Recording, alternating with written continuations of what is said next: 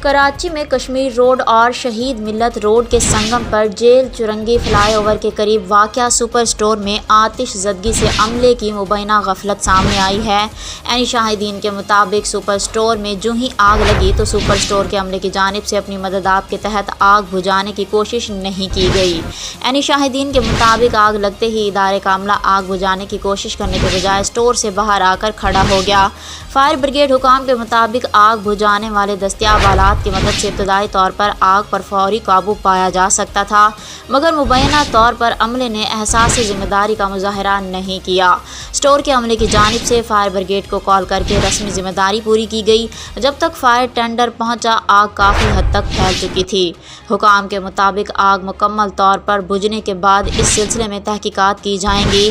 واضح رہے کہ جیل چرنگی کے قریب رہائشی عمارت میں واقع سپر اسٹور کی بیسمنٹ میں لگی آگ ہے بے قابو ہو گئی ہے۔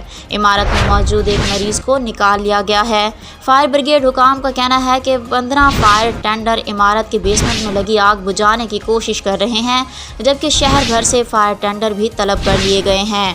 ایم ڈی واٹر بورڈ کا کہنا ہے کہ آگ پر قابو پانے کے لیے پانی کے کئی ٹینکرز روانہ کر دیے ہیں، جبکہ رینجر کے جوان بھی ریسکیو ٹیموں کے ساتھ مل کر آگ بجھانے میں مصروف ہیں۔ پاک بحریہ میں آگ بجھانے میں تعاون کر رہی ہے اور اس کا باؤزر آگ بجھانے میں معاونت فراہم کر رہا ہے۔ ذرائع کا بتانا ہے کہ آگ سے متاثرہ کثیر المنزلہ عمارت کو خالی کرا لیا گیا ہے۔ واضح رہے کہ آتش زدگی کا شکار عمارت کشمیر روڈ اور شہید ملت روڈ کے سنگم پر واقع ہے۔